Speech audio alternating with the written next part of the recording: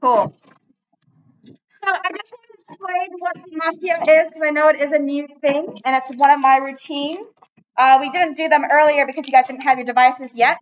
Some of you guys have already done this because you have me for biology as well. So if you've already done a weekly check-in, you don't need to do another one for me. The only thing you can do really is just fill in the what did you learn in reference to chemistry. Does that make sense? And you can leave the other components blank. So does that make sense? Let me fix that. All you need to answer is the what did you learn and the following question. Cool. I hope that makes sense. I'm not used to having. All right. So weekly check-in is something to show you what it is on Google Classroom. And talk about kind of the purpose. So we are in level 2 chemistry right now. We're going to go under classwork and we're going to look for that term 1 weekly check-in. It is a Google Doc. And in that Google Doc, I have set some things here. So first line, everything is based as a row. So this is where we're going to be typing in all of our answers for week number 3, which is where we are in. The first box is just summarizing what you learned last week. So if you have me in biology, you would have done a weekly check-in. The only thing I want you to do for the chemistry weekly check-in then, because you've already answered these other 2 questions, is put in some recap of what we did in chemistry. Does that make sense, bio people? Okay. Then you can skip the micro goal and the random question because you've already answered that. Micro goal, for those that don't have me for biology, I want you to think about a specific small goal that you have for this week. Does not need to be academic related, does not need to be chemistry related, doesn't need to be even school related. It could be a personal goal like I want to run 5Ks. I like to know those things because it helps me know what else is on your plate. So if you're like having a goal about, what's the word I was going to say? Oh, I have a test in math and I want to do well in it, then it helps me know what else is on the agenda. And so I can kind of plan accordingly. Then we have a little section here for the random question of the week. Those change, and it's just a fun way for us to kind of chit-chat and get to know each other better. And I think that's basically it. There is a section here if there's anything that you want to share with me. It's really great as in case you don't feel comfortable talking to me in person. You can say things like, oh, my baby brother was born. I'm really excited. Or my dad or my dog sadly passed away and I just want you to know I might be a little bit sad today. So it's just a place for you to communicate with me. No, it was just an example. Yeah. For us to build relationships and that care for each other. So it just gives us a chance to blow off some steam and chit chat, and then we'll start with the lesson. That's what I like to do the first lesson that I see you guys. So yeah, I'll give you some tips. Just answer what we learned last week in that weekly check-in. That's all you need to do. And then in your notes somewhere, explain to me why metals are malleable. Make sure you're writing down today's date. Make sure you're writing down the learning intention as well. You can either do it in paper notes if you have those. Remember, my box is over there if you left anything with me, or you can do your notes online. I'm not fussed. And everything has been posted, so the PowerPoint is on my Google site. All right, I'll let you hop to it. Are we ready? Cool. All right. Not here today. We're looking at doing our weekly check-in. I know some of you guys answered the other ones. You've already done the weekly check-in for bio. Why are metals malleable? For those that answered that question, it has to do with the fact that with the metal, when you think about the particle, we have that positive nucleus and the delocalized electron, and there's no set 3D structure. So if I smash it with a hammer, the metallic bonds can break and remake, and thus changing the shape without breaking my substance apart. So if you answered that question, that's the answer to that. But the main thing is our weekly kind of check-in. So weekly check-ins, like I said, I like to do these at the start of the lesson. And the reason why I do it is because I think it's a really great way for us to kind of build these relationships in class and have a little bit of fun. it's important to connect before we have content. I often hear that being said, and it is very, very true. Yeah.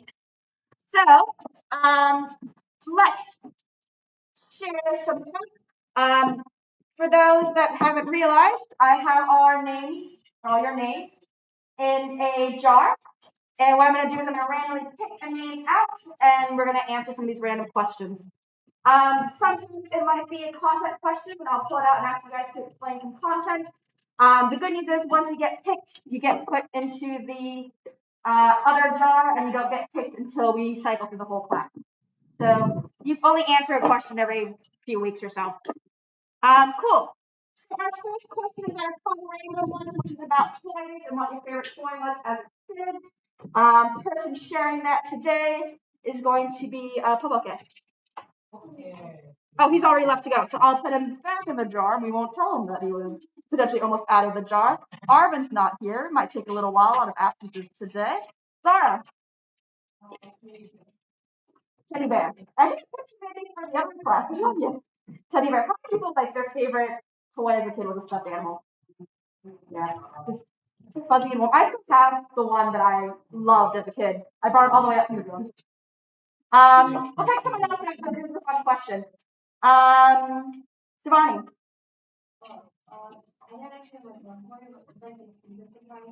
Oh, yeah, those are always fun. The Kinder Surprise. Did you know they're banned in the States? Yeah, so we have a different version of Kinder Surprise in the States because they were worried the toys were going to be choking them. So, yeah, they're illegal. That's fun. I always love little friendly kind of. Cool. All right. Otherwise, we move on to microvolts. All right. Microvolts for the week. Let's share something that's on your agenda that you want to accomplish. Person is Gavin's not here. You're supposed to be joining this class.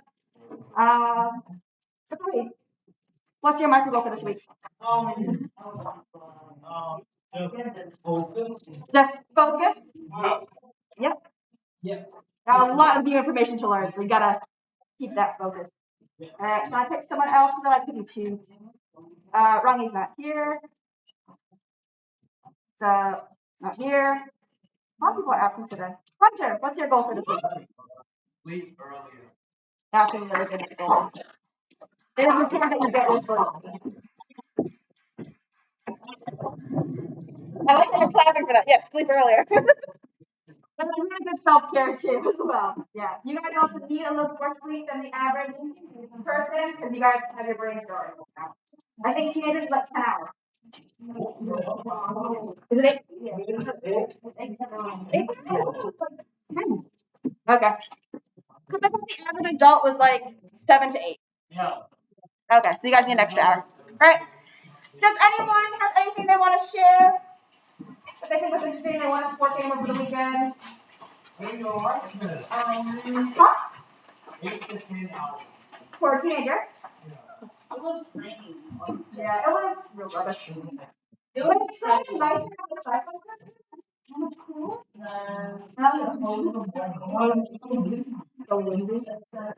All right. Cool. And block some steam, I want us to think about our learning journey. So we're switching gears. I like to use the analogy that we are all on this walk up together. It is a learning journey, and in order for us to succeed as a class, we need to all cooperate and work together. So I like to mention that. And when we get distracted or off track, we slow the walk up down, and I can't teach you as much as I would like to teach you because now I can stop and manage other things. So that's something to remember. The other thing is this African cover, which is if you want to go fast, go low. But if you want to go far, go together. And that reminds us that teamwork really kind of helps us accomplish a lot more. So last week, oh, I have the wrong. We learned about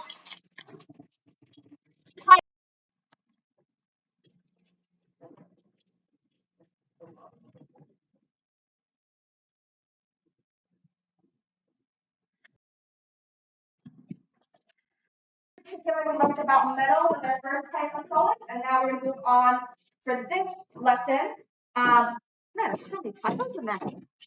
We are going to be learning about covalent networks. Our covalent networks. This is the next one in our list of 4. The covalent networks are going to be a bit tricky, so I want to get them out of the way, just so you guys can kind of see them.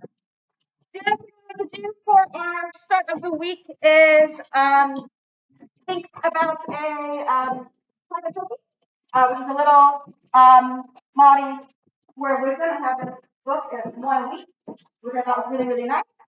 So this week is to fitira ti popo, which is to banish your fears, to feel that fear and do away with it. So let's be brave, come with some new information. Kind of too far, but we're going to do okay. I really appreciate the positivity. All right. This is definitely an old version. Something did not save properly, but that's okay. We will fix it as we go. All right, cool. Opportunities to kind of process this new information. So we'll start with some notes on covalent bonding as a nice little refresher. You guys have done covalent and ionic bonding hopefully last year. Definitely the ionic, because you did ionic compounds. No? If not, we will learn about that when we do ionic solids. The other thing that, like we did last time, we're going to describe and explain, giving you some images of the 3 different types of covalent networks. I want you to describe them and think about some of the explanations behind it. Then I'll give you guys some notes on covalent networks. That's going to be quite long, and I do apologize, but the reason why is there's multiple categories that you can think about. And then I'll finish up with a multi choice. You guys have lots of different choices of how you want to kind of process the information from the last 2 lessons. Sound good? All right. As I told my bio class, but I don't think I told you guys, I don't have a homework policy. I don't assign anything in particular. But what I do is we do activities in class. If you don't finish them, that can be your homework. The other option is when you look at the multi choice, there's lots of different items there, and you can pick those items to do as you follow up. Show me anything that you've done as homework, and I'll give you stickers. I always give stickers for completion of work. So if you've done something, let me know, and I'm happy to check it at the start of the lesson or whatever we have time. All right, cool. For our success criteria, there are 2 things we are looking at. Hopefully most of you guys have these pink sheets. If not, there's a couple of pink sheets in my box. People need to come up and grab their resources. So that's the rest of the lesson. Looks like that's Ruben. So the notes are all in here. Pass this to Neil when you go back. Neil. And Neil. The Kohi. Your checklist. Do you have one? Anybody pass these out? Anybody else? No. Cool. Okay, so there are multiple columns on that pink sheet. The first column is covering class. Then there's the concept, which describes your success criteria. There's the I'm ready, and then there's some other ones to use when you're doing revision. So you can tick off the covered in class because we're doing that today. And what we are looking at is number 3. Can you define and explain covalent bonds? That is something that we're going to be doing for both covalent networks and covalent molecular. You should also be able to do number 5. I can explain the properties of covalent molecules and networks. Today, we are only doing the covalent networks. We won't do the molecules just yet. So you're only basically halfway through this kind of checkpoint. So you can give it like a tick or something. Are we good so far? Okay. So the first thing you think about when we are looking there. You're gonna see me lose a lot of stuff. Okay. So the first thing you think about is what is a covalent bond? With those covalent bonds, we are thinking about the non-metal. It is the non-metal with a non-metal element that's going to be able to make those covalent bonds. So when we're looking at that periodic table, it's the stuff on the right-hand side of that periodic table. Is the first thing. You do not have any covalent bonds with anything here that's in pink. Okay? It's either going to be a metallic bond or it's going to be an ionic bond, depending on what we're doing. So do keep that in mind for the first kind of category. All right, so let's refresh some of the bonds. So you probably did a lot of bonds last year, so you done trials. So with an ionic bond, what happens is we have an electron, and that gets transferred to another atom. When that happens, the one that's lost the electron becomes positively charged because it has one more positive than negative. And refresh what you did last year. The other type of bond is when the electrons instead are being shared. So neither one of those atoms has the new electron. It's shared between these two atoms. And what actually happens is the electron shells overlap, and these electrons exist within both of these atoms at the same time. Are we good with that so far? Remember, the purpose of doing this is all about stability. We're trying to fill those electron shells so that way these atoms are more stable. We good so far? All right, cool. Remember, all of these images should be in the little booklet, so you don't have to worry about madly copying down anything in there. There we go. Helps to prepare for university style lectures because you can basically drop the note down on the side to what I'm kind of saying. Or you can just type it up. The PowerPoint is on my Google site. If you want to copy and paste any images over, you're more than welcome to on your online notes. I'm really flexible because you guys need to develop and learn how you want to do that. All right, so those are my different types of bonds. Here's my little joke. Types of bonds. Here's our covalent bond. You can see that they're sharing electrons. I think that's quite cute. Very nice for post-Valentine's Day, I think. Anyway, I like to have a lot of bad jokes.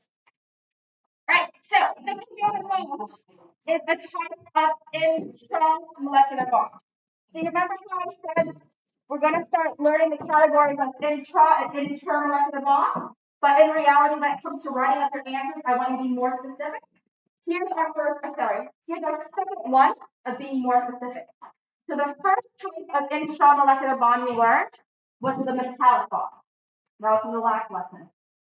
The second type we're now learning is our covalent bond. These are extremely strong bonds because these electrons are being shared between two atoms. And so we know some things about covalent and what sort of properties we can predict based off of that information. So we know already things that have strong bonds are going to require a lot of energy to break them. So high molecular boiling point kind of thing. They are being shared. These shared electrons we refer to as bonding electrons. It's going to be really important that we distinguish the two because when we get four things. Molecules with the covalent bond are very, very stable. And this is because we have at least one pair, if not more, that are sharing to create that covalent shell. So again, that covalent shell allows for that stability. Stable configuration for the atoms. I don't think there's much more I have to say about that. We will talk about this later when we do Lewis structures. And remember, Lewis structures and shape and polarity are its own separate function. So the nice thing about this is that it builds into another section for this topic.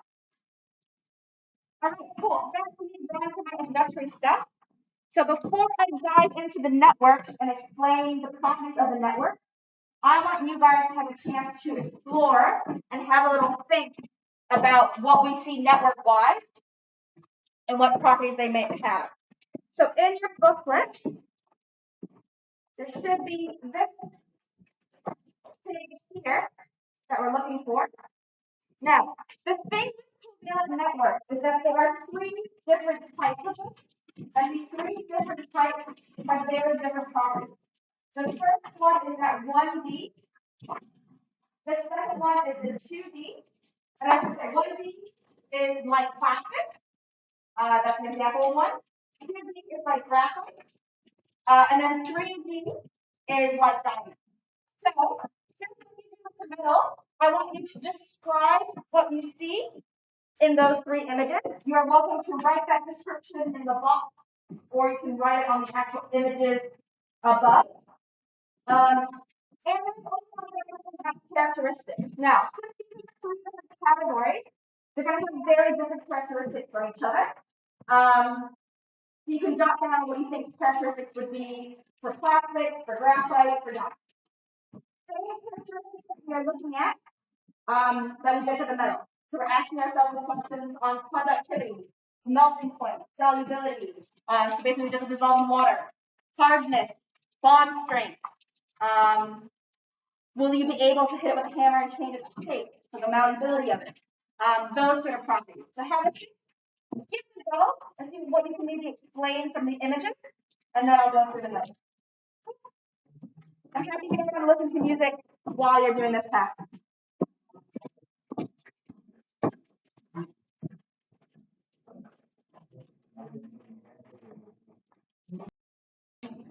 So we are thinking about, and every time I move, I'm going to lose my clicker. I need it attaching. All right. So what we are thinking about are the covalent networks. Now, the covalent networks are probably going to be the most complicated out of the types of solids because it's a category within a category, if that makes sense. So with these covalent networks, the first thing you want to keep in mind is that they're very large networks. They have covalent bonds that are holding them together. They're only going to have non-metal elements. So what I'm going to do is I'm going to break it down into those three different types that you guys saw on that describe and then explain. There's 1D, there's 2D, and there's 3D. The first one we're going to talk about is the 1D, which is also known as the linear chain. So what these linear chains are there just a long polymer of carbon. Now, if you took biology today, you would have maybe come across the word polymer today because we were talking about the proteins and the DNA and how that's a polymer. Polymer is just a fancy way of saying a repeated chain of units. So in this case, in this example, we are thinking about carbon. The first thing to note is that within this polymer, so I'm going to write on the board so you know which one's which. This black and white, that's your polymer. So that's one polymer chain, then there's two, and then there's three. Cool? Three polymer chains. Between these atoms, that there is our covalent bond. So that's why we call it a covalent network. There's lots of covalent bonds there, because obviously between each monomer of the polymer, a monomer is just the repeated unit, mono meaning one, has a covalent bond that's attaching them together. You can have lots of different types of polymers. Now, when you think about the solid version, these chains are connected together. So that's what we see with these dashed lines. So these three polymers are connected together with these dashed lines, and those dashed lines that we saw earlier are referring to the intermolecular bonds. So those are the bonds that are holding together this type of solid. All right? Don't worry about having to copy everything down. It is printed in those booklets. So you can annotate that, anything that I'm saying on there. Are you okay with that so far? All right. So we can get a lot of different properties from this. Just erasing that. All right. So an example of a polymer that you'll see that's a linear 1D are things like rubber and plastic. Now we can get different types of plastic. You get really soft plastic and you get really hard plastic, right? You can have some plastic now. We have a little tube, and we have designed this polymer so it's soft and squishy, so we can get the lip balm out of it. We've also designed plastics that are harder, so that way you can hold the glue or ink a laptop. Now, those are obviously different types of polymers, so they're going to be different types of chains to give it that certain property. So polyethylene is an example of one. What else can I say? So, as a solid, they need to be solid form and everything. These guys have low melting and boiling points. When you think about that with plastic, it's really easy to kind of melt plastic, right? Yeah. The reason why they have really low melting and boiling points is because in order to make a plain state, all I need to do is break the intermolecular bond between those polymer layers, and then it starts to melt. So if I go back to this image here, when I am melting something, I'm breaking these dashed forces. And we know those are very weak and easy to break. We are not breaking these covalent bonds. So do keep that in mind and be really careful then in your communications of that. Are we good so far? All right. So low melting and boiling points for those guys. Do you think that's electrical conductors? No. And remember what I said earlier. In order to be an electrical conductor, we need a free charge particle. There is no free charge particle in that example. That's why with our computer cables and things like that in our wires, we coat the outside with a plastic. Plastic is non-conductive, but the metal is conductive. We don't want to electrocute ourselves. Yeah, everything that we do is really logical. The other thing about these linear chains is that they're very flexible. So again, since they're all stacked up with those weak intermolecular bonds, it's easy to break and remake them, and so that gives them that flexibility property. So depending again on what type of polymer it is, you'll have different levels of flexibility. So if I'm trying to make a cable, I probably want to have quite a bit of flexibility with that polymer, but if I'm using it to make a laptop, I don't want that flexibility. So again, it depends on what that polymer is. This is something that's really important to note. These guys tend not to be on the exam. They are extremely unlikely to use a 1D covalent network as an example for you to write up because it's too similar to the covalent molecule. So that's why they tend to avoid these ones. So the good news is you're unlikely to get this one. The other two are likely to come up. All right, we good? Feel free to stop me if you have any questions. All right, the next thing we have to think about are two-dimensional covalent networks. This is also known as 2D. The example they commonly use is graphite. Graphite is what you find in your pencil. Now, the difference between this one is that instead of just having a chain, you have a sheet. So it's like, for example, just grab some recycled paper. Instead of just having some string that's attracted to each other, I have a full sheet that's one layer, and then I have another sheet that's another layer. So that's what 2D is referring to. With that, I would have lots of intermolecular bonds here to make it stronger. And on top of it, I have covalent bonds within that sheet as well. Does that make sense? So again, we'll see the properties and how that affects it. But to keep in mind, these ones here are your covalent. These ones here are going to be your intermolecular. So the ones between the layers. And again, that's going to decide its properties. All right, next slide. Cool.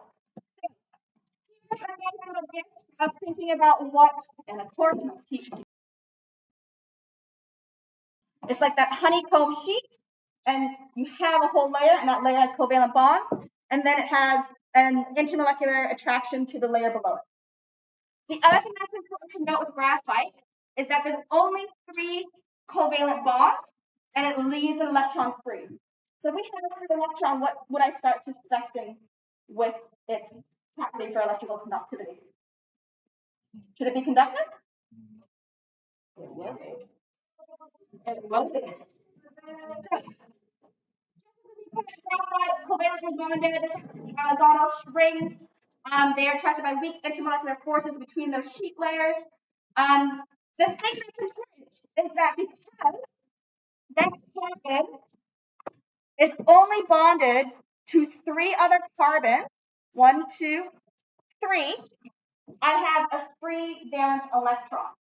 And since I have that free valence electron, that electron then is able to move through my structure. And we know from when we talked about metals having a mobile charged particle is what's going to allow for conductivity. So we would expect my graphite to be conductive. Oh. But we'll think about why don't we use graphite then as wires? Because it would definitely be cheaper than metal. All right. So, and that's because we have all those covalent bonds, so we won't expect it to melt as easily. And that's what I was saying previously. Whenever you're looking for a question and you're not sure if it's covalent molecular or covalent network, look for that high melting point, and that's covalent network. They don't actually ask you to classify it as 2D or 3D, so you don't have to worry about that. They are neutral conductors because they have a free delocalized electron. It's important if you're trying to aim for that excellence to then layer in why it has that delocalized electron. And that's because each carbon is only bonded, I'm so clumsy, to 3 other carbons. So that is the key sentence you want to add in if you're trying to aim in for excellence. Because that gives that reason to why. Oh, then that's it with that. Yeah. So with my carbon atom, it's bonded to 3 other carbon atoms. And so I have a free electron available. And that free electron can then move around and carry charge. So if you're trying to layer your answer, mentioning the number of carbons attached is really important. So the other thing about graphite is that it's really soft and slippery. And that's because, again, those weak molecular forces can easily break and remake. So that's why we can feel it. That's why we use it in pencils. In fact, if you have a pencil and you just kind of touch the graphite, you'll notice how smooth it is. And that's the property there. These guys, however, are very brittle. So it's very easy to snap a pencil. It's very easy to snap your lead inside your lead pencil. And that's because you're just breaking those intermolecular bonds. So graphite would be cheaper than copper, and it's still conductive. But the problem is we want that flexibility with our wire. So it wouldn't make sense to build graphite wires, because the moment it'll snap, we then break the circuit. So you can see how we design things quite logically. These guys are also insoluble, and again, when we talk about solubility, we're talking about that force of attraction between self and something else. We'll talk about this more when we do our solubility lesson. But those are some general categories. The reason why we want each category is because later, when we start looking at these NCA questions, they're going to ask you to compare and contrast one property between 2 different types of solids. All right. So here's some examples of graphite and how we use it. We often use graphite in art because of that slippery component. It makes it really good for shading and things like that. These are some things I drew in high school. You can see a lot of my art. When I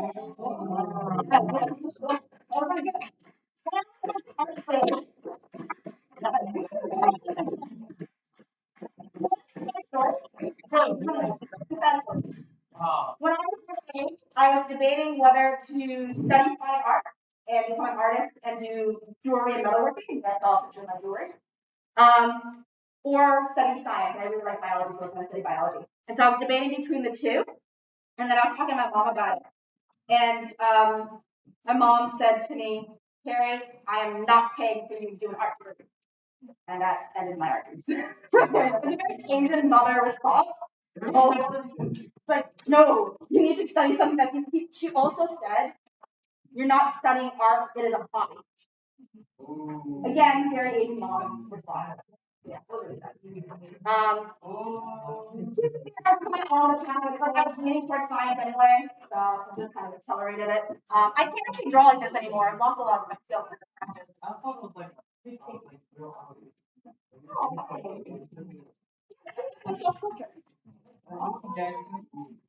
No, that's just some lady, advertisement. Anyway, let's talk about the last one. I'm just watching the time. So what time do we have? Till 1:20. Okay, cool. The last classification is the 3D covalent network. Again, they're very likely to ask this question. They tend to use the same sort of examples. The 2 common ones you will see is diamond which is just your carbon. And they often do silicon dioxide. Be careful when you see silicon dioxide, because most people accidentally classify it as a covalent molecular because they see just 3 atoms. And because they see 3 atoms, they think, oh, it must just be a molecule. But when you look at the boiling point of silicon dioxide, it's actually really, really hot. So watch out for that one. That's a pretty tricky one that people often misclassify. So silicon dioxide is a 3D network. All right. Here's again another GIF, and it's useful to see visually what's going on. So what I have here, if you guys remember, we have those honeycomb sheets. In this case, I have like these cube network looking things. So it's very, very different from what we had before. The other thing that's different is that these guys have 4 carbons bonded to that carbon. So this central carbon has 1, 2, 3, 4. That makes sense. And that again changes the property. Because the moment I add an extra atom to it, I then change what properties it'll have. So let's look at them. Here's my little joke. Leave me alone. I've been under a lot of pressure. Because when you compress carbon, it tends to Okay, so these guys are held together by strong covalent bonds. We know covalent bonds are really, really strong and require a lot of energy to break, thus the very high melting and boiling point. So when you read through a question and you're trying to find which one is the covalent network, that's going to be the hint. The other thing about these guys is they lose the electrical conductivity. So 2D networks have that conductivity. The moment I get to 3D, I lose it. And the reason why is because when I had my carbon bonded to 3 things, I had that free electron, right? The moment I add another carbon, I've lost that free electron. So now I don't have a charged particle, and if I don't have a charged particle, I don't have conductivity. Are we good with that? Yes. All right. Cool. These guys are really strong and rigid because of that 3D structure. They are not brittle because they have all these covalent bonds, so it's going to be hard to break them apart.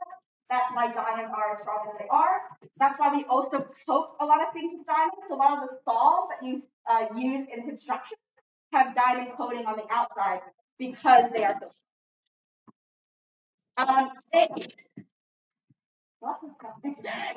They're insoluble in water, again, because it's really hard to break those covalent bonds. And you also want to drop your diamond into a glass of water and watch your diamond dissolve. Like that would be really good. All right, cool. That's all for me today. I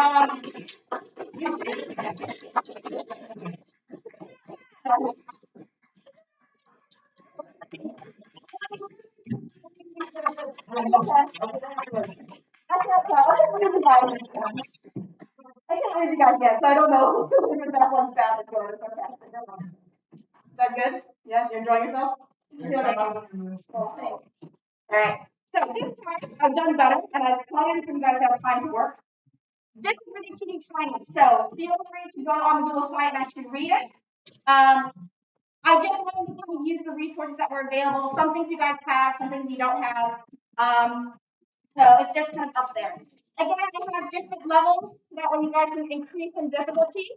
For level 1, this is probably the easiest one to do, and that's just creating a Venn diagram. So creating a Venn diagram in your notes, that's 3 circles, comparing the 1D, the 2D, and the 3D. So that would be what I would say as level 1. Education purpose you guys don't have, but let me know if you do want to buy it, because I can probably sort that out. If you guys are struggling with the chemistry material, as just kind of going back and looking at some revision stuff, so looking at the language of chemistry, atoms, elements, molecules, compounds, and then there's also some notes here. So these things here are the textbooks in the back, and there's chapter references. If you're ready to move on, level 2, I would say create a model of the 3 different networks. So what I've done is I've grabbed some Play-Doh and some toothpicks. I'll put them in the center. And you guys can build some model to kind of show what 1D, 2D, and 3D look like in theory. I do want you guys to include a piece of paper with it explaining the property and linking it back to the particles and bonds. We'll get the side pads out hopefully this week or next week. I just want to figure out who needs what. There's also the green chemistry book. Like I said, all the textbooks are back there. And I've referenced what to work. We don't have any ESA guides, but if you do want to pick up some from Trade Me, get them from cheap. That's the chapter that we'll work on. If you're ready for level 3, you can start looking at some of the explain questions. With the level 3, you guys now know about metals, and you now know about covalent networks. So what you can do is you can look for questions that are related to metals and related to covalent networks and write and justify their properties. Ideally, find ones that ask you to compare those two together. You can get it from any place, really.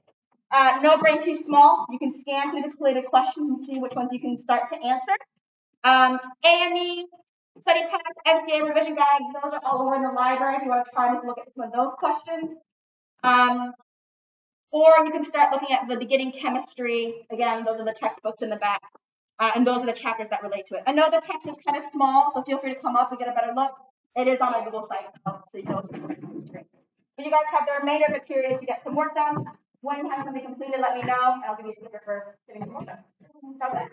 Like I said, there is no homework, so this is kind of choose your own adventure homework.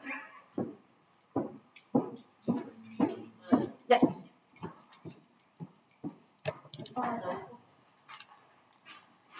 Which ones are? Level 1 books. We got 2 minutes left. All right, everybody, we got 2 minutes left till the end of class, so I just want to do a quick recap and then have you guys tidy up. So today we explored physical properties of the covalent network. Covalent networks are a little bit more complicated because we know there's 3 subcategories to them, but you're most likely going to get asked about the 2D or the 3D. Success criteria, you should be able to define and explain covalent bonds. You also should be able to explain the properties of the networks. We haven't done the molecules yet, so you're only kind of halfway there.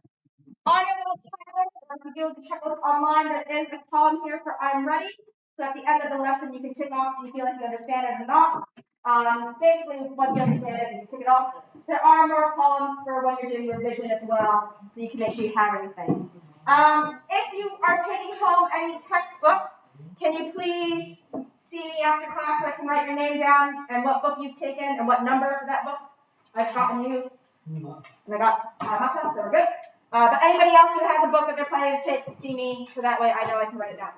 Cool? All right, you can go ahead and pack up and return things. Remember, there's a box here. If you want to have your little sticker charts with me, that's fine too. All right, great break today. Get yourself some coffee. Tomorrow.